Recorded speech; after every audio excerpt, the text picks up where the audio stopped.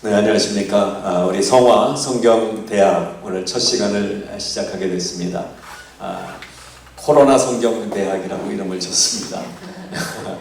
코로나 사태 중이지만 사실 코로나의 원래 뜻이 크라운이라는 뜻이고요.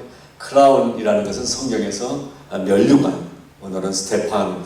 그래서 우리의 그 하나님 우리에게 씌워주실 영화의 면류관이라는 뜻이 있는데 그 코로나를 이 바이러스가 갖고 가서 지금 전 인류를 힘들게 하고 있습니다. 그래서 이 코로나라는 이름으로 온 바이러스도 물리칠 겸 말씀 배우는 시간에 이름을 코로나 성경대학이라고 지어봤습니다. 자, 오늘 첫 시간에 우리 성도님들 몇 분이 자리에 함께 하셨습니다.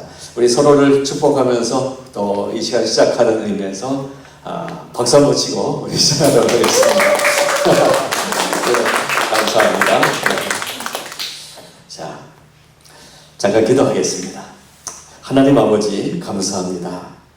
세상을 이길 힘은 말씀밖에 없는 줄로 믿습니다. 그래서 우리가 말씀 앞에 모였습니다.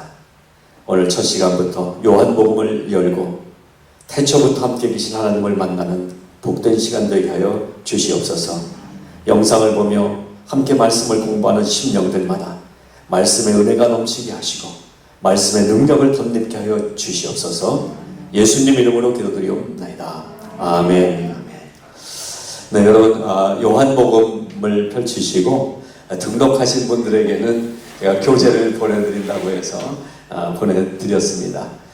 혹시 나도 교재를 받고 싶은데 그러신 분은 개인적으로 등록을 저에게 해주시면 되겠습니다.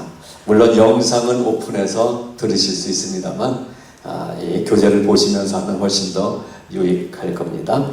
그래서 요한복음 오늘 1장 1절부터 3절까지 요한복음 1장 1절부터 3절까지를 본문으로 보면서 요한복음을 열어보도록 하겠습니다.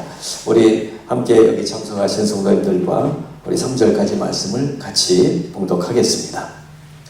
태초에 말씀이 계십니다. 이 말씀이 하나님과 함께 계셨으니 이 말씀은 곧 하나님이시라. 그가 태초에 하나님과 함께 계셨고 만물이 그로 말미암아 지은 바 되었으니 지은 것이 하나도 그가 없이는 된 것이 없느니라. 이 말씀을 헬라어로 보게 되면 en arche hen ho logos kai ho logos hen pros ton deon kai deos hen ho logos 이렇게 되어 있습니다. 무슨 말인지 잘 모르시겠지만 로고스라는 말은 알아들으시겠죠? 그래서 바로 그 로고스라는 단어가 요한복음을 이끌어가는 핵심 단어입니다. 자, 우리 교재를 가지신 분은 교재를 보시면서 한번 설명을 드려가도록 하겠습니다. 자, 요한복음은 누가 썼습니까? 혹시 아십니까? 예, 그렇죠. 요한복음은 요한이 썼습니다. 그럼 요한복음은 1번 세례 요한, 2번 사도 요한. 예, 사도 요한이 쓴 것입니다. 세례 요한이 아니고 사도 요한이 썼습니다. 쓴 때는 주후 1세기 말부터 2세기 초까지를 전후해서 저술된 것으로 보게 되죠. 그리고 집필자인 이 사도 요한은 그리스 문명의 중심지이자 동서양 문명이 교차하는 에베소라는 도시에 거주하고 있었습니다. 이 사도 요한은 또 어느 성경을 썼습니까? 성경의 맨 마지막 요한계시록을 썼는데요. 반모섬에서 기록했다라고 되어 있죠. 반모섬은 채석장이에요. 유배지예요. 거기서 돌 캐면서 사람도 없는 곳에서 하나님을 만나면서 하늘의 문이 열려서 계시를 받으면서 요한계시록도 쓴 이 사도 요한. 그래서 이 사도 요한이 가진 로고스 하나님에 대한 지식과 그리고 경험과 그리고 체험 이런 것들이 요한복음 속에 어우러져 있으면서 그래서 우리가 요한복음을 배울 때 이 요한복음 속에 창세기가 있습니다. 요한복음 속에 출애굽기가 있습니다. 요한복음 속에 레위기가 있습니다. 요한복음 속에 예수 그리스도의 생애가 있고 요한복음 속에 십자가가 있고 요한복음 속에 부활과 그리고 영생이 담겨져 있는 것입니다. 그래서 요한복음을 잘 공부하면 우리 믿는 기독교의 진리를 알게 될 수가 있습니다. 자, 에베소에 살고 있었다고 그랬는데요. 에베소라는 도시는요, 동서양 문명이 교차하는 것, 그만큼 활발했던 도시고 철학자들도 많았고 그리고 상인들도 많았고 문명이 발달한 도시였습니다. 그래서 학문의 영역으로 보면 처음으로 이 로고스라는 것을 세계 원리로, 그러니까 이 세계의 그 모든 그 흐름이 로고스다라는 것을 생각했던 철학자가 헤라클레이토스라는 사람이잖아요. 헤라클레이토스가 바로 고향이 에베소예요. 그만큼 에베소는 로고스라는 나름의 개념을 갖고 있는 도시였다라는 거죠. 다른 지역에 비해서 로고스에 대한 상당한 지식을 가진 수준의 사람들이 이 에베소에 살고 있었기 때문에 이 에베소에서 당시에 로고스라는 단어는, 말씀이라는 단어는 그냥 기독교 용어가 아니라 일상적으로 쓰는 용어 중에 하나였고 좀 지식인들이 자주 사용하는 단어였다라는 것을 먼저 이해를 하시기 바랍니다. 자, 그런 도시에서 살고 있고 그런 도시에서 이 성경을 쓰고 있는 사도 요한이 그렇게 잘 아는 말, 그것을 여기서 사용하고 있어요. 특별히 창세기에 태초에 하나님이 천지를 창조하시니라. 오늘 이 창세기 1장 1절 말씀과 요한복음 1장 1절에 태초에 말씀이 계시니라. 이 말씀, 이 두 구절을 비교하면서 한번 생각해 볼 필요가 있습니다. 우리가 뭐 다 배워서 알고 있고 상식적으로 알고 있지만 창세기의 태초하고 요한복음의 태초라는 이 단어하고 똑같이 태초에, 태초, 이 세상의 처음이라는 단어가 나오는데 창세기의 태초가 먼저일까요? 요한복음의 태초가 먼저일까요? 예. 예. 둘이 같다고 하신 분도 계시고 요한복음이 먼저다라고 말씀하신 분도 계시고 아마 생각 중에 어떤 분은 아예 창세기가 성경의 맨 앞인데 창세기의 태초가 먼저지 그때 천지가 창조됐는데 이렇게 생각하는 분도 계실 거예요. 다시 한번 확실하게 말씀드립니다. 창세기의 태초와 요한복음의 태초, 둘 다 태초라고 되어 있는데 창세기의 태초보다 요한복음의 태초가 더 먼저의 시간을 얘기해주고 있는 것을 알아주시면 되겠습니다. 자, 그래서 제가 여기에 아까 한번 읽어드렸는데 1장 1절 태초에 말씀이 계시니라. 엔 아르케 헨호 로고스. 아르케라는 단어가 태초에 라는 단어인 것입니다. 태초에. 근데 창세기 1장 1절 보면은 태초에 하나님이 천지를 창조하시니라 할 때 태초에 이렇게 시작을 베레시트 바라 엘로힘 베레시트라는 단어가 나와요. 베레시트라는 단어와 이 엔아르케라는 단어, 이 두 단어를 그래서 오늘 첫 시간에 제목으로 정한 것입니다. 베레시트와 엔아르케, 이 두 태초라는 단어를 이해를 해야 요한복음의 전체 흐름을 잘 깨달을 수가 있습니다. 자, 창세기 1장 1절 말씀 같이 한번 외워볼까요? 시작. 태초에 하나님이 천지를 창조하시니라. 우리 양유진 자매님 잘 외웠어요. 네, 초등학교 때 외운 거죠? 그렇습니다. 태초에 하나님이 천지를 창조하시니라. 이것을 우리가 믿기 때문에 우리의 믿음이 생긴 거예요. 이 1장 1절을 믿지 않는다? 그러면 기독교인이 아닌 거예요. 믿음이 없는 거예요. 태초에 하나님이 천지를 창조하신다. 그 태초에가 베레시트라는 단어인데요. 오늘 아주 이거 재밌고 중요한 얘기를 가르쳐 드리겠습니다. 교재를 갖고 계시면 첫 페이지 중간쯤에 베레시트가 두 단어가 합쳐져 있는 걸 보게 되죠. 벤 그리고 레시트, 이 두 단어가 합쳐진 단어인 것입니다. 이게 합쳐져서 베레시트, 태초에라는 뜻이 되는데요. 이 벤이라는 단어가요, 잘 보세요. 그림, 이 히브리어는 그림 같죠. 그림처럼 되는데 이렇게 디귿자를 이쪽으로 반대쪽으로 해놓은 것 같은 거에 안에 뭐가 있어요? 점이 보이죠, 점. 근데 이게 사실은 점이 아니라 알레프라는 ABC, 알파벳이죠. 우리 알파벳을 표현한 건데요. A는 무엇입니까?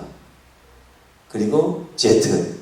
이게 알파와 오메가잖아요. 그러니까 이렇게 돼 있는 이 모양은 집이라는 거예요. 집인데 그 안에 누가 있어요? 알레프. 알파이신 하나님이 계시다. 그래서 집 안에 계신 하나님, 이건 뭐예요? 지구든 우주든 뭐 어떤 행성계든 그 안에 하나님이 계실 때 창조라는 거예요. 그게 태초라는 뜻이에요. 그래서 그런 의미를 가지고 그 다음에 레시트 되어 있는데요. 레시트는 시작하다, 머리라는 말이 이제 여러 단어가 합해져서 이게 만들어졌어요. 그러니까 그 집 안에 머리이신 하나님이 계실 때 태초가 시작됐다라는 것입니다. 그게 태초라는 뜻이에요. 그게 베레시트라는 창세기의 해석이 되고요. 그것이 이제 요한복음 1장 1절은 아까 제가 읽어드릴 때 맨 처음에 뭐라고 헬라어로 읽었죠? 엔 아르케. 아르케가 태초라는 건데 엔은 전치사입니다. 베레시트라는 것처럼 엔 아르케, 이 말이 바로 태초에라는 헬라어가 되는 거예요.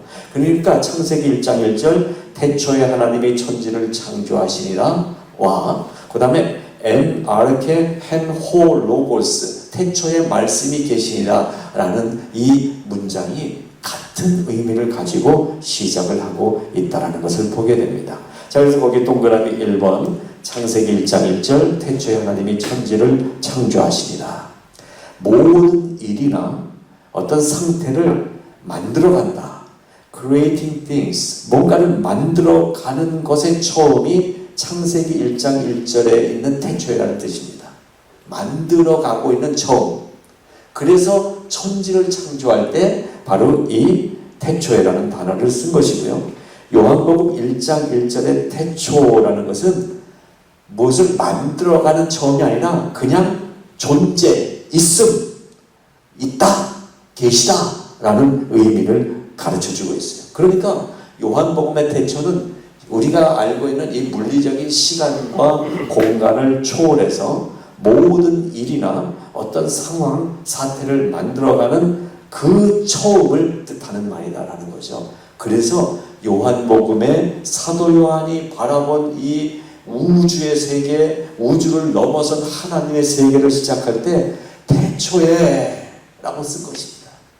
이것은 천지 창조하는 그 태초보다도 그 이전에도 언제인지 모르지만 그냥 원래 혼자 계신 분, 그 하나님, 태초에 말씀이 로고스이신 하나님이 계셨다라는 고백을 하고 있는 거예요. 그러니까 이 베드로의 주는 그리스도시요 살아계신 하나님의 아들이십니다라는 고백보다 더 위대한 고백은 사도 요한이 요한복음 1장 1절에서 태초에 말씀이 계시다라는 이 고백인 것입니다.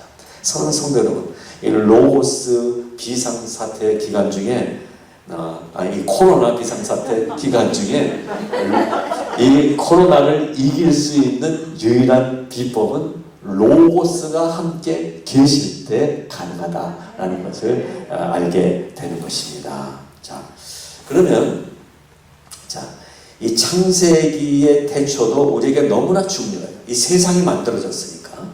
그리고 요한복음의 태초는 또 더 중요해요. 그 모든 존재 자체에 대한 근원이신 하나님을 얘기하고 있기 때문에. 그러면 창세기를 지은 분이 누구죠? 창세기를 쓴 분이? 예, 그렇죠. 우리 김추란 사모님 정답.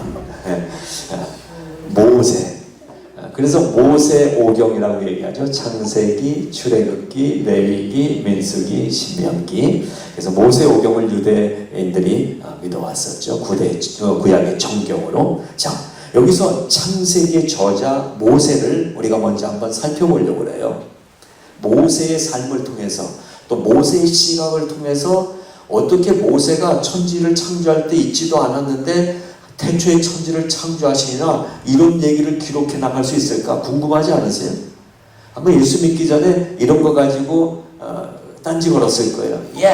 모세가 천지에 창조할 때 있지도 않은데 무슨 태초에 천지를 창조하시고 이걸 쓸 수 있냐? 이건 모세가 상상해서 쓴 공상과학 얘기다. 뭐 이렇게 막 공격하지 않았어요?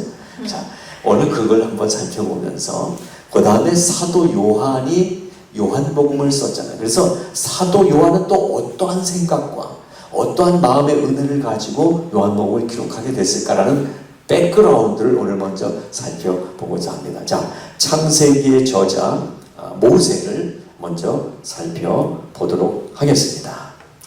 교재 있으신 분들은 보시면 되고요. 제가 교재 없는 분들을 위해서 한번 읽어드리겠습니다. 첫 번째, 극적인 상황을 통해서 바로 공주의 아들로 성장하게 된 모세는 자기 민족과 싸우던 이집트인을 죽이고 미디안 땅으로 도망간 처지가 됐습니다. 어느 날 호렙산 떨기나무 앞에서 하나님의 부르심을 듣게 되는데 그 후에도 나는 말을 잘 못합니다. 하나님은 누구세요? 라는 등 핑계를 대면서 하나님의 콜링을 거절했습니다. 그만큼 태초라는 의미를 생각하며 살만한 배경이나 자격이 없었던 사람이 모세라는 것입니다. 모세가 창세기를 쓸만한 지식이나 백그라운드가 없는 사람이었다라는 것입니다. 자, 2번. 그러나 하나님은 이후에 바로왕 앞에서 10가지 재앙을 직접 목도하게 하시면서 하나님이 어떤 분이신지를 서서히 알아가게 하셨고, 그래서 홍해를 건너고 반석에서 물이 나는 기적을 체험하면서 마침내 하나님은 자연 환경조차도 여지없이 당신의 뜻대로 운행하실 수 있는 분인 것을 보게 된 것입니다. 모세가 하나님의 사람으로 점점 성장하게 되는 거죠. 그래서 세 번째, 이렇게 생활해 가면서 모세는 하나님의 하시는 모든 일이 인생들에게는 처음이라는 것을 알 수 있게 됐으며, 기존의 모든 만물 역시 하나님이 처음 만드신 것임을 확신하는 믿음으로 점점 들어가게 됐다라는 것입니다. 그래서 그 다양한 처음 경험하는, 처음 일어나는 사건을 모세가 계속 접하게 되면서 모세에게 처음이라는 용어는 일상적인 게 됐다. 무슨 얘기? 처음 보는 기적들. 모세도 자기가 지팡이를 들어서 반석을 쳤는데 이 반석에서 물이 나오는 것을 이스라엘 백성들도 처음 봤지만 이것을 행하는 모세도 이걸 처음 본 거예요. 자기가 이 지팡이 들어서 까 쳤더니 물이 나왔는데 모세도 아마 쳐놓고 속으로 깜짝 놀랐을 거란 말이에요. 바로 그러한 경험을 하게 되면서 일상적으로 처음 만나는 일들이 모세에게는 믿음이 됐다는 거예요.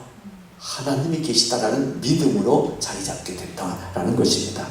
그래서 다섯 번째, 처음이라는 단어가 모세의 뇌리에 일상적인 용어, 즉 믿음이 됐기 때문에 창세기라는 성경을 처음 기록하면서 대초에 처음에 하나님이 천지를 창조하셨다라는 선언적, 선포적인 고백을 맨 앞에 이렇게 써놓을 수가 있었다라는 것입니다. 그래서 여섯 번째, 그래서 모세가 행한 수많은 일들 가운데 가장 위대한 일은 태초에 하나님이 천지를 창조하셨다라는 숨겨진 비밀을 깨닫고, 그 당시에 아무도 이렇게 생각하지 않는 그 시대에 이게 진짜다 라고 숨겨진 비밀을 선포한 사람이 모세의 창세기 기록이었다라는 것입니다.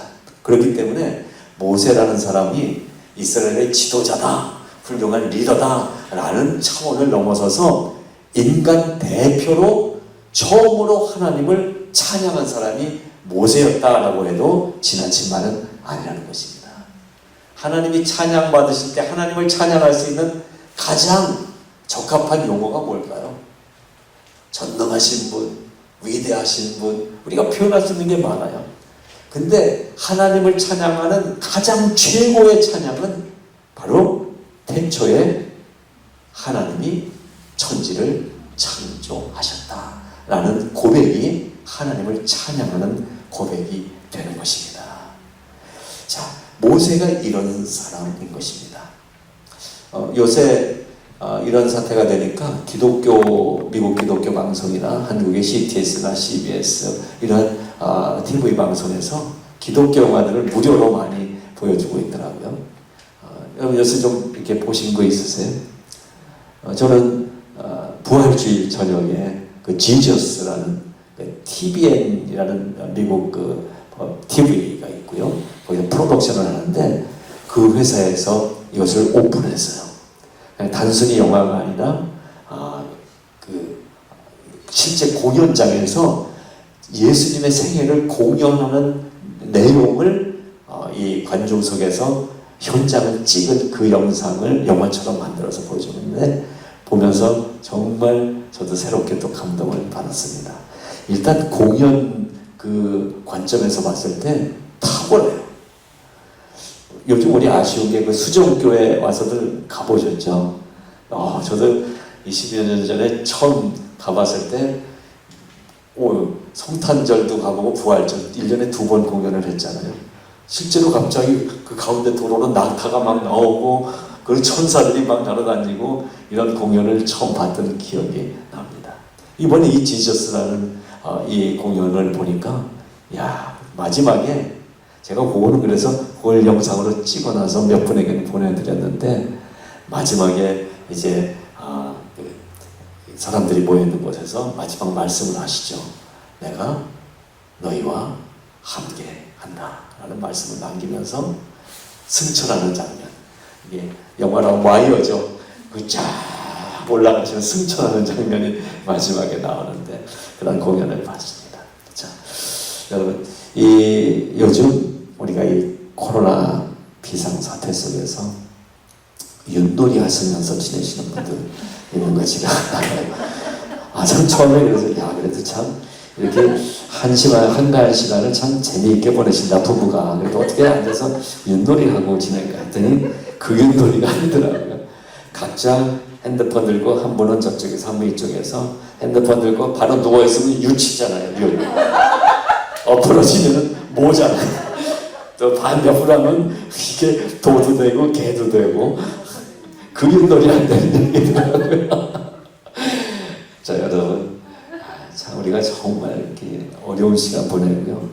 좀 걱정은 이런 시간이 점점 이렇게 자꾸 지속이 늘어나는데 이러다 보면 우리의 예배 드림이 어떻게 될까 한편의 걱정은 있어요. 그래서 마침 이번 주 신문에 시론을 쓸 차례가 돼서 쓰면서 제가 코로나, 크라운, 그리고 멸류관이라는 제목으로 칼럼을 써서 보냈습니다.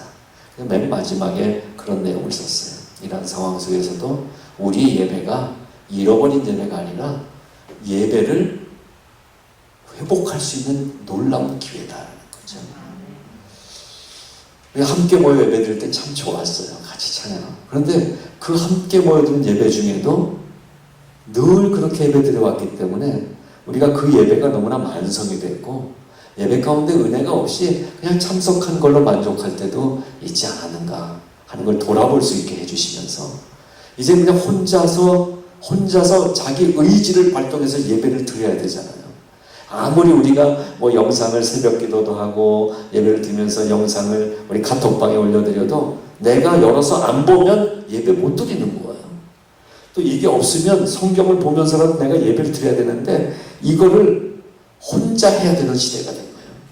하나님이 놀라운 훈련의 시간을 우리에게 주신다 생각이 됩니다.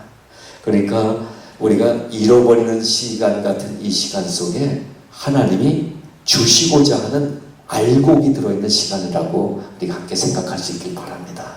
그래서 그 마음으로 홀로의 예배를 온전히 회복하고 우리 만나면 좋겠어요. 그래서 다시 모여서 함께 예배 드릴 때는 이전처럼 어느 분이 좀 심하게 얘기했더라고요. 장로교 예배를 가면은 꼭 그 장례 예배를 온 것 같아요. 너무나 엄숙하고 경건하고, 물론 경건해야 되죠, 예배가. 그러나 예배의 한 요소는 축제거든요. 예수님이 살아나신 부활의 기쁨, 또 우리가 소망을 가지고 예배하는 그런 예배. 저는 그래서 우리 성화교회 예배가 경건성과 축제성을 함께 보여줄 수 있는 예배가 되기를 정말 바랍니다. 그래서 저는 언제가 될지 모르지만 이제 이 홈스테이 하는 이 시간이 지나고 교회에 다 모일 수 있는 그 첫 번 주일날 엄청나게 기대가 돼요. 그날 모여서 정말 앉아있는 한 분 한 분의 그 성도들이 예배자가 돼가지고 정말 예배를 드리는 이 예배, 정말 기대가 되지 않습니까? 그날 양여진 자매 또 특송을 아마 제가 준비하라 그럴 거예요. 지금까지 한 번도 그 정도까지 못 해봤던 엄청난 찬양을 준비할 거라고 생각이 됩니다. 지난 부활주일도 너무 좋잖아요. 살아계신 주. 정말 우리의 이 신앙의 고백, 이 요한복음을 이제 배웠으니까 그 첫날 태초를 기념하면서, 처음을 기념하면서 온 천지를 창조하시고 지금도 그 처음의 회복을 우리에게 주시는 하나님을 찬양하는 그 예배가 정말 기다려집니다. 그날을 소망하시면서 좀 힘들어도 참으시고요. 그래서 함께 말씀을 나누시기를 바랍니다. 이따가 광고하겠지만 아마 지금 이렇게 영상 보시면서 제 얼굴만 지금 보이시나요? 옆에 앉은 분들 조금 보이시나요? 옆에 오늘 6명이 같이 앉으셨어요. 이분들을 첫 번 시간에 이렇게 게스트로 함께 모신 것은 이분들이 특별히 아름다운 용모를 가졌기 때문인 건 아니고 마음이 특별히 착한 분들인 것도 아니고 일단 그냥 첫 시간에 그래도 귀하신 분들 이렇게 모셨습니다. 나도 한번 오랜만에 교회 가서 좀 앉아서 하고 싶다 하시는 분들은요, 오늘 이 방송 끝나는 대로 저에게 카톡을 보내주시는 순서대로 6분만 다음 주에 이 자리에 모시도록 하겠습니다.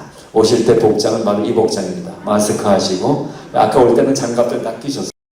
너무 영상에 혹시라도 좀 이상하게 보일까봐 장갑은 빼고 합시다. 그래서 마스크만 지금 우리 하고 있는데, 자, 오늘 지금 이 방송 마치자마자 6분입니다. 미리 보내면 안 돼요. 딱 끝나고 업로드 돼서 그때부터 6분 저한테 개인 카톡입니다. 단체방 올리지 마시고 6분만 다음 주에 오실 수 있는 자격을 드리도록 하겠습니다. 그리고 이 시간 동안에는 우리가 마치면은 여기서 식사를 같이 할 거예요. 이렇게 좀 떨어져서 먹지만 오랜만에 성도의 교제도 한번 경험하고, 더 많은 분들 모시면 좋겠지만 우리가 또 모범이 돼야 되잖아요.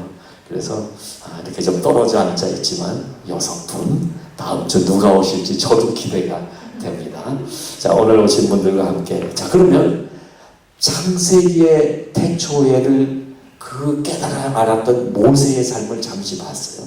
자, 그러면 우리가 오늘 보고 있는 요한복음, 이 요한복음을 쓴 사도 요한은 어떤 사람이고, 과연 어떠한 마음으로 하나님을 깨달았고 어떠한 마음으로 이 요한복음을 썼을까를 한번 찾아보겠습니다.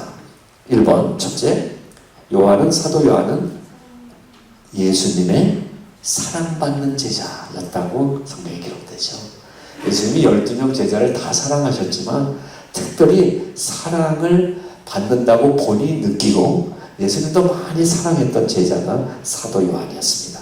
두 번째, 사도 요한은 예수님과 함께 다니면서 수많은 예수님의 이적을 목격했고, 눈만 뜨면 처음으로 하늘나라의 비밀이 다양하게 선포되는 것을 듣고 볼 수 있었습니다. 여기서 하늘나라의 비밀을 예수님이 많이 말씀하셨잖아요. 어떤 때는 겨자씨로 비유하기도 하고, 어떤 때는 이 밭에 감추인 보화라는 개념으로 비유하기도 하시고, 처음 듣는 하늘나라의 이야기를 사도 요한이 예수님의 제자로 따라다니면서 들었다는 거예요. 세 번째, 사도 요한은 그 기적들 속에서 예수님의 마음속에 있는 음성을 들었다라는 것입니다. 이거 아주 중요한데요. 제가 4가지 정도 예수님은 어떤 마음으로 공생의 기간 동안 사역을 하셨을까 찾아봤어요. 첫 번째로요. 예수님의 음성 제가 4가지로 정리했는데 첫 번째 음성 다 같이 한번 읽어볼까요? 뒤에 줄친 것만 무슨 음성? 사랑의 음성. 두 번째 연합의 음성. 세 번째 소망의 음성. 네 번째 용서의 음성. 저는 예수님이 공생애가 동안 하신 모든 말씀이 이 4가지에 포함이 된다고 봐요. 첫 번째 사랑의 음성을 늘 말씀하셨어요. 대표적으로 간음하다가 잡혀온 여인 얘기하시잖아요. 돌에 맞아서 이제 돌에 쳐맞아 죽어야 되는 자리에 엎드려 있는 이 여인에게 다가가셔서 예수님은 주변 사람들에게 돌을 들고 지금 이제 돌을 던지려고 막 이러고 있는 사람들에게 뭐라고 말씀하십니까? 너희 중에 죄 없는 자가 먼저 돌로 치라. 그랬더니 이 목사도 슬금 돌멩이 내려놓고 이 장로도 슬금 돌멩이 내려놓고 박권사도 슬금 돌멩이 내려놓고 다 죄인이라는 사실을 얘기하시는 가운데 니들도 죄인이야 라고 정죄하신 게 아니라 죄를 밝혀내심으로 죄를 지은 지 앞에 지금 현행범으로 잡혀온 이 가늠한 여인에게 사랑을 얘기해 주십니다. 죄가 있지만 나는 너를 용서한다. 용서하시는 사랑의 음성으로 우리에게 다가오시는 예수님. 자, 두 번째 연합의 음성을 얘기해 주십니다. 그것을 요한이 알기 때문에 요한복음 15장을 쓸 수가 있었던 거예요. 요한복음 15장은 뭡니까? 아버지가 내 안에 내가 아버지 안에 너희들이 내 안에 내가 너희 안에 있다. 포도나무와 포도나무 가지의 비유를 말씀하시잖아요. 연합의 음성. 그래서 우리가 말씀을 듣고 예수를 믿고 살아갈 때에 하나님과 내가, 예수님과 내가, 성령님과 내가 하나 됐다는 사실을 성경을 통해서 들어야 되는 것입니다. 세 번째 예수님이 갖고 계신 음성은 소망의 음성이었어요. 소망. 예수님이 부활하시고 나셔서 이 세상 떠나시면서 제자들에게 뭐라고 말씀하십니까? 제자들 그 허탄한 마음속에 내가 성령을 보내주겠다. 그래서 성령님이 지금 우리와 함께 계십니다. 여러분 정말로 소망이 없어요. 소망이. 요새 무슨 소망으로 사세요?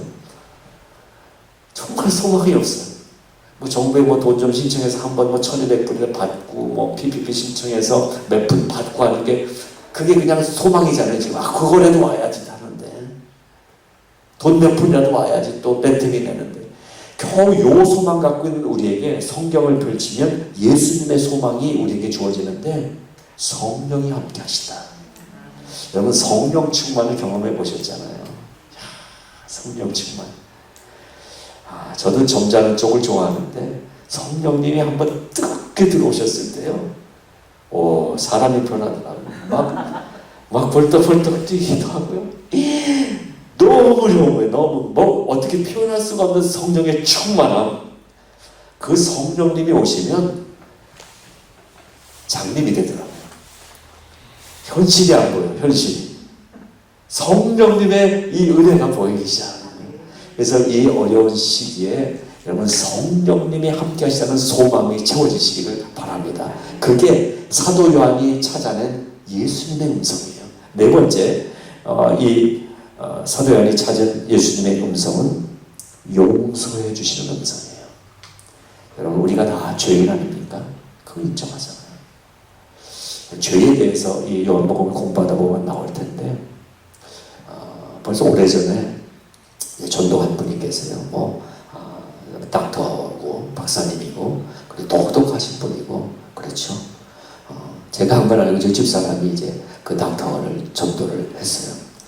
그래서 어쨌든 성령이 감동하셔서 그렇게 골프 초원교회를 다니시던 분이죠. 골프장. 근데 이분이 교회를 오셨어요. 오셔서 그래서 출석하기 시작하면서 1:1 제자 훈련을 하는데 이 부분이 넘어가기가 안 되는 거예요. 내가 죄인이라는 게 자기는 글쎄 다른 거 다 좋고 그런데 내가 죄인이라는 것이 인정이 안 된다는 거예요. 왜냐하면 어려서부터 정말 착했고 공부 잘했고 서울대 들어갔고 의사가 됐고 한 번도 부모님 말씀에 거역한 적이 없고 친구들에게도 늘 베풀었고 한 번도 뭐 잘못한 게 아무리 해도 생각이 안 난다는 거예요. 근데 그분하고 성경 공부하면서 내가 죄인이라는 사실을 고백을 해야 이 말씀 속으로 들어가는 이 부분에서 걸리는 거예요.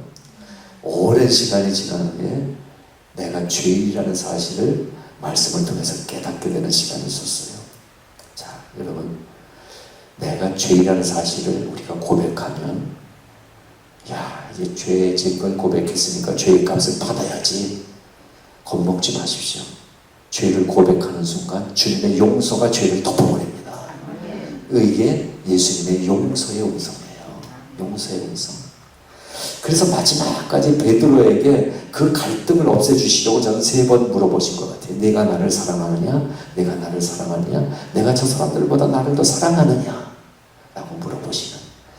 그래서 죄를 생각할 때에 죄를 생각하지 말고 예수님의 사랑의 초청, 내가 나를 사랑하느냐? 라는 이 초청의 음성을 생각하시면 용서의 은혜를 경험하실 수가 있을 거예요. 자, 그래서 예수님의 음성은 4가지. 사랑의 음성, 연합의 음성, 소망의 음성, 용서의 음성이라는 사실을 찾아낸 사람이 사도 요한인 거고요.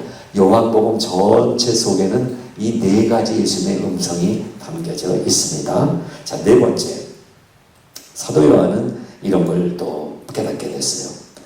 예수님이 하시는 일마다 하나님을 나타내시고 세상의 모든 일을 알고 계시고 십자가와 부활의 주체가 되신 예수님과 함께하면서 요한은 예수님이 누구냐? 하나님의 말씀이시라는 사실을 깨닫게 됐어요.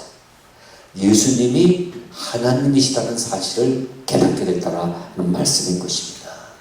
사실 12제자들도 예수님과 늘 함께 3년을 다녔지만 예수님이 하나님이다라는 사실은 깨닫지 못했었거든요. 이 사도 요한도 이 예수님에 대한 생각을 지금 요한복음을 써나가면서 마저 예수님은 하나님이셨어. 이것을 깨닫게 된다는 것입니다. 그리고 그 예수님이 하나님의 로고스다.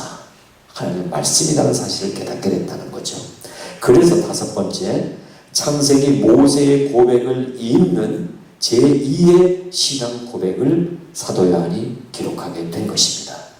모세가 아까 말씀드릴 때 인류 최대의 고백을 했다고 그랬죠. 뭐였어요? 태초에 하나님이 천지를 창조하셨습니다 라고 찬양의 고백을 했고, 그 고백의 선포를 이어서 사도 요한이 어떻게 고백했습니까? 태초에 말씀이 계셨다라는 것입니다. 이것은 내가 3년 동안 같이 했던 이 육신의 우리와 똑같은 사람인 예수님이 아니라 그 예수님은 태초에도 계신 예수님이셨다는 거예요. 즉 성부 하나님, 성자 하나님, 성령 하나님, 삼위일체의 하나님을 여기서 선포하고 있습니다. 자, 6번째. 그래서 사도 요한은 고백의 믿음을 요한복음에서 보여주고 있다. 이러한 고백을 쓴 사람이 사도 요한복음이다라는 거죠. 그래서 지금 창세기와 요한복음 2개를 말씀드렸습니다. 교재를 갖고 보시는 분들은 이해가 훨씬 쉽죠. 창세기에 모세를 통해서 고백되어진 하나님과 이 요한복음에 사도 요한을 통해서 고백되어진 하나님, 두 고백이 다 어느 단어에서 만나요? 베레시트 엔 아르케, 우리말로 태초에 라는 단어에서 만납니다. 그래서 결론에서 말씀드리겠지만 오늘 우리가 요한복음을 날마다 공부하면서 시간마다 결론을 늘 뭘로 결론 내야 되냐면 태초를 결론을 내야 돼요. 처음 무엇입니까? 내 첫사랑, 예수님을 만났던 첫사랑의 자리로 돌아가는 그 선언과 결단을 매 시간마다 하실 수 있기를 바라는 것입니다. 그래야 성경 공부가 성경 공부인 거예요. 요즘 성경 공부가 정말 많습니다. 여러분 한번 기독교 서점 가보세요. 성경 공부 교재만 한쪽 벽면에 가득 차 있어요. 뭐 교재가 너무나 많아요. 근데 여러분, 교재 갖고 공부한다고 성경 공부를 통해서 내 믿음이 성장하느냐? 도움을 줘요. 그러나 가슴의 믿음보다 일단 성장하는 게 머리의 믿음이더라고요. 근데 놀라운 게 이 세상에서 제일 먼 거리는 1번 한국에서 미국, 2번 LA에서 뉴욕, 3번 LA에서 가디나, 4번 우리 머리에서 가슴까지. 제일 먼 거리. 그러니까 공부를 하면 그런 거구나. 오늘 두 단어도 우리가 처음 배웠잖아요. 베레시트, 태초에, 엔아르케, 태초에. 이런 거. 여러분 다른 교회들 만났을 때 이거 다 단어 두 개만 얘기해보세요. 수준 있네 뭐 이러잖아요. 머릿속에는 이제 들어왔어요. 근데 그 태초에라는 이 히브리어와 헬라어 단어가 나에게 태초, 하나님이 처음이시고, 그리고 그 처음이신 하나님이 오늘 나에게 들어올 때 내 생애 처음의 날이 되고, 어제까지 살아온 절망과 낙심의 이 고생스러운 날들이 그 태초의 하나님을 내가 다시 한번 오늘 회복하는 시간, 내 신앙이 태초가 되고, 오늘 이 아침이 다시 새로운 날, 처음 만나는 날처럼 이 힘있는 날, 생명 있는 날로 만날 수 있게 된다라는 것을 경험하게 되는 거라는 말씀이에요. 그래서 오늘도 이따 마치면서 그 처음을 고백할 수 있는 시간이 되시기를 바랍니다. 자, 우리 교재 마지막 페이지입니다. 3번, 인간의 생각 속에 있는 로고스와 요한이 찾은 로고스 두 개를 좀 비교해 봅니다. 일단 인간의 생각은 그 당시, 그러니까는 요한이 살았던 이 초기에 그리스 그 지역, 그 유대인 살고 있는 그 지역, 에베소 지역, 그때를 비롯해서 그 전에 이전까지 인간들이 갖고 있었던 이 생각을 철학자들이 특별히 좀 많이 생각을 하잖아요. 그런 생각들은 무엇이고, 그들이 발견했던 이 우주라는 것, 그들이 발견했던 신이라는 것, 이것에 대한 개념이 무엇인가를 비교해 보면서 사도 요한이 지금 요한 찾아서 요한복음에 기록해 놓고 있는 하나님을 만난 사람들이 가진 이 생각이 어떤 차이가 있는지를 잠시 이 마지막으로 정리를 해보고자 합니다.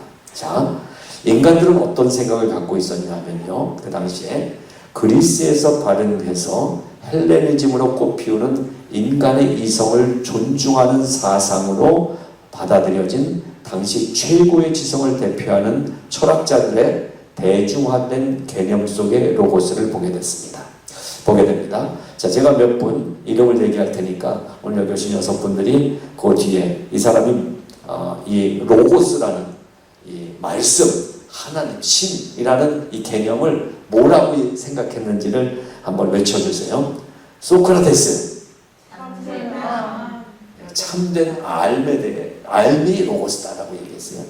플라톤, 이데아, 어떤 사상, 이런 것들을 얘기했어요. 아리스토텔레스, 아리스토텔레스는 수학도 잘하고 철학도 잘하는 사람이죠. 논리학으로 이것을 설명을 했어요. 그 다음에 키케로는 교육자였어요. 교육 이념으로 말씀을 설명했어요. 또 후마니타스라는 철학자는 인간이 말을 할 줄 알기 때문에 인간이 됐다라는 어떤 그 개념을 얘기를 했어요. 이게 로고스라는 오늘 성경에서 보고 있는 태초의 말씀이 계시니라 이 말씀이 하나님과 함께 계셨으니 이 말씀이 곧 하나님이시다라는 이 하나님 개념을 인간은 어떻게 생각했어요? 아는 게 하나님이다. 그 다음에 많은 사상 속에서 이 흐름을 깨닫는 게 하나님을 아는 거다. 이런 식으로들 생각을 했다는 거예요. 그래서 헬레니즘의 이런 로고스는 근본 원리, 하나님의 이 근본 원리를 모르는 상태에서 사물의 어떤 외형을 통해서 그 사물의 속성을 찾으려는 사실은 허구적인 개념들이죠. 그래서 이 철학이라는 게 사실은 허구적 개념이죠.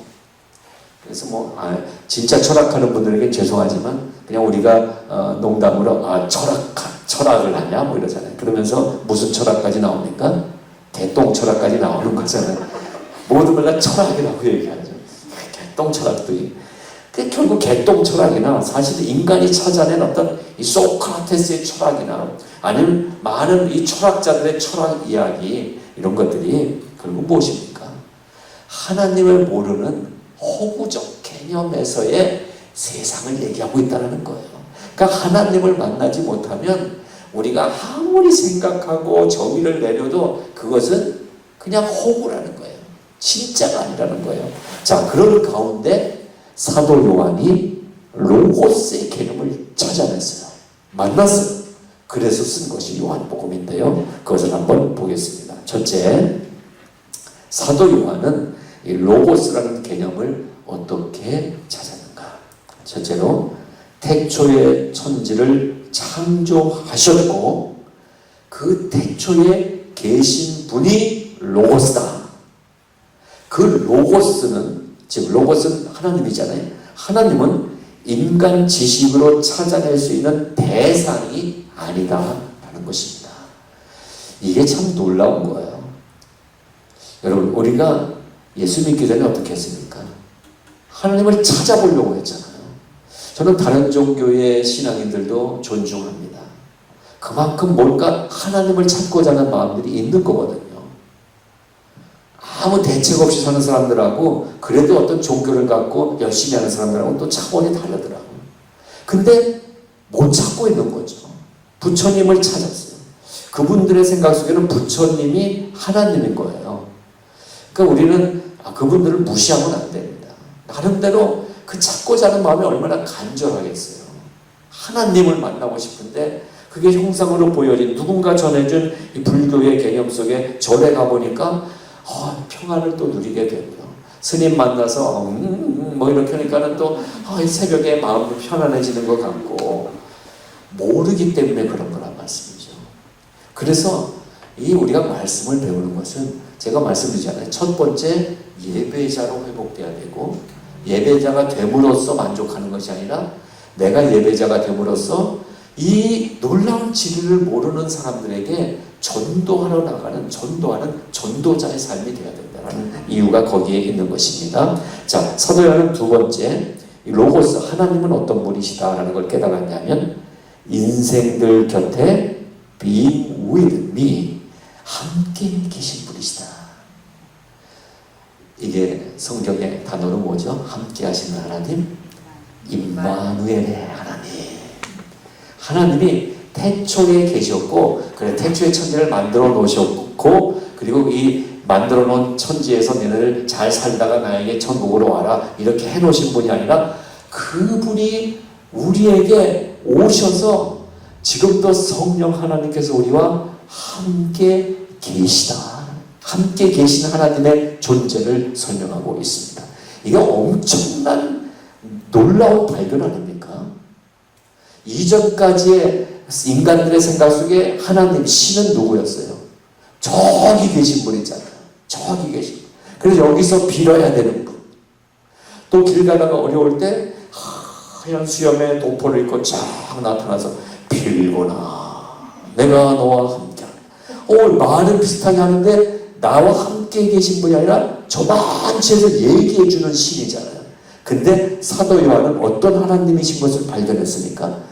내 안에 들어와 계신 하나님이신 것을 발견해냈다는 것입니다. 세 번째, 그분은 태초의 천지를 창조하셨고 창조의 처음인 거예요. 그리고 말씀으로 계신 분이시다.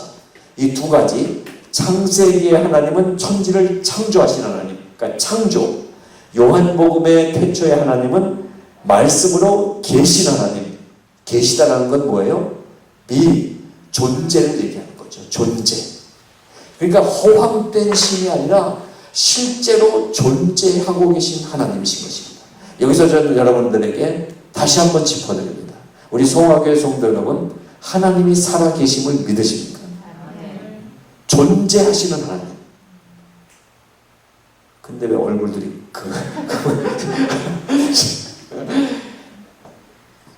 저는 믿음으로 고백하면서 여러분도 같은 믿음을 고백하고 계시는 줄 믿습니다. 이 어려움 중에도 하나님은 나와 함께 계신다.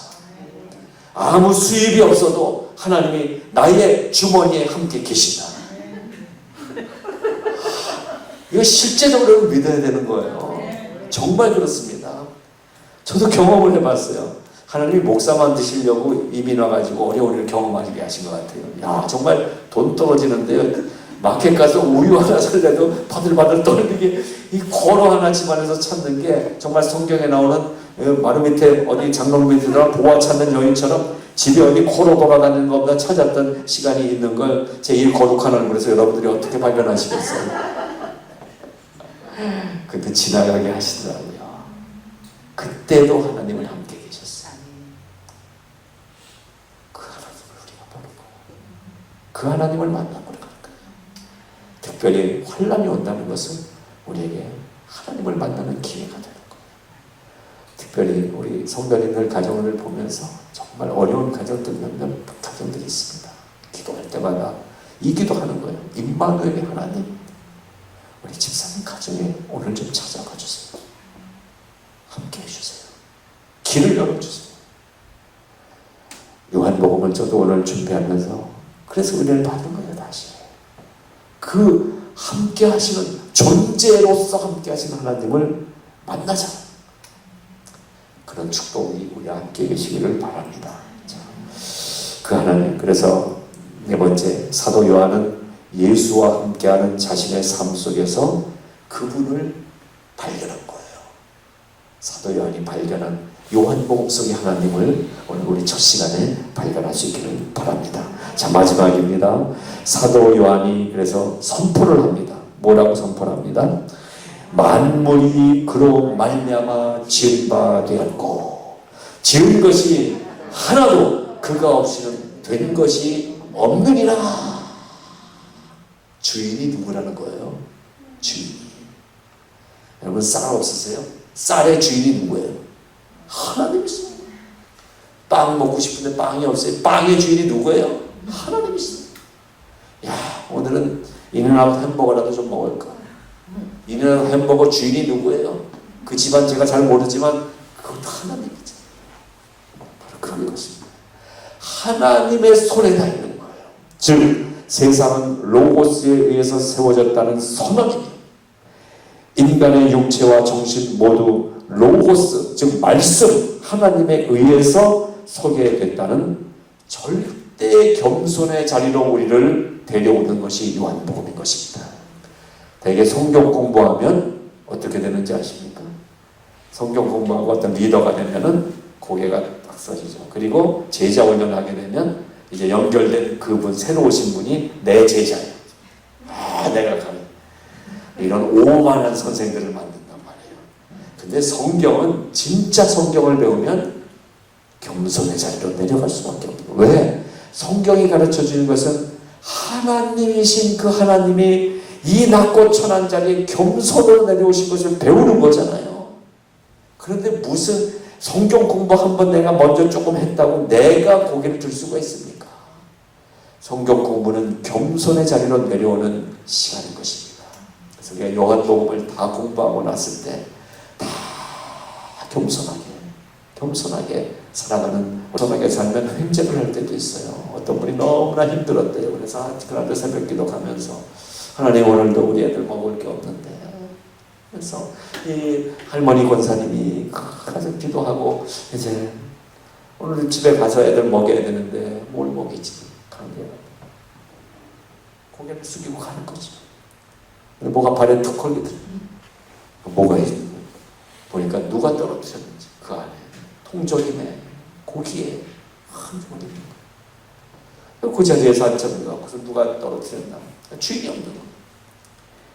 그래서 그것을 감수적으로 받고 그날 애들을 먹였다는, 어렸을 때 들었던 그 어느 목사님의 일화가 생각이 납니다. 겸손히 살면 눈 밑에 코로나가 떨어져 있을지도 모르겠어요.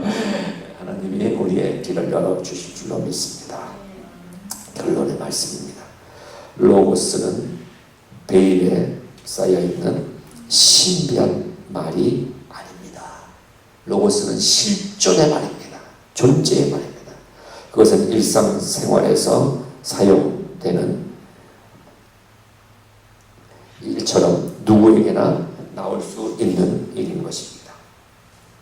그리고 우리가 그 그 말을 하는 순간 우리는 그분이 태초부터 모든 만물의 존재의 근거요 창조의 근원이라는 사실을 고백하는 말이 되는 것입니다. 그리고 그 고백은 오늘 이 시간에도 그 로고스가 나를 전인적으로 다스리시는 My Lord, 주님, 주인이심을 고백하는 신앙 고백이 되는 것입니다. 우리 밑에 굵은 글씨로 써놨는데 같이 한번 크게 읽겠습니다. 오늘도 그분으로부터 나온 창조되었음과 그분으로부터만 주어진 존재임을 감사합니다. 아멘. 이것이 오늘 첫 번째 요한복음 첫 시간의 선언이자 우리의 고백인 것입니다. 우리 1절부터 3절까지를 다시 한번 큰 소리로 암송할 수 있는 건 암송하시면서 읽고 첫 시간을 마무리하도록 하겠습니다. 태초에 말씀이 계시니라. 이 말씀이 하나님과 함께 계셨으니 이 말씀은 곧 하나님이시라. 그가 태초에 하나님과 함께 계셨고 만물이 그로 말미암아 지은 바 되었으니 지은 것이 하나도 그가 없이는 된 것이 없느니라. 아멘. 기도하겠습니다. 할렐루야. 아멘. 고백밖에는 기도할 것이 없습니다. 사도 요한이 만났던 로고스의 하나님, 그 하나님이 임마누엘로 오늘도 우리와 함께 계신 것을 믿습니다. 사도 요한과 모세가 창세기와 요한복음에서 선언적으로 고백했던 것처럼 오늘 우리가 고백을 드립니다. 천지를 창조하신 하나님, 그러나 그 이전부터 계셨던 하나님, 지금도 계시는 하나님, 영원히 계시는 하나님, 그 하나님이 오늘 나의 하나님 되어주심을 감사합니다. 사랑하는 성화의 성도들, 가정들마다 살아계신 하나님의 능력과 권세와 존귀와 영광으로 충만케 하여 주시옵소서. 감사드리며 예수님 이름으로 기도드리옵나이다. 아멘. 오늘 첫 시간 마쳤습니다. 오늘 첫 시간 제목은 베레시트와 엔하르케이라는 제목으로 함께 했습니다. 우리 다음 주 이 시간에도 6분의 귀한 성도님들 모시고 두 번째 시간을 갖도록 하겠습니다. 오늘 첫 시간 나오신 여러분 감사합니다. 서로 축복하시면서 박수 한번 해서 오늘 첫 시간 마치겠습니다. 감사합니다. 평안하십시오.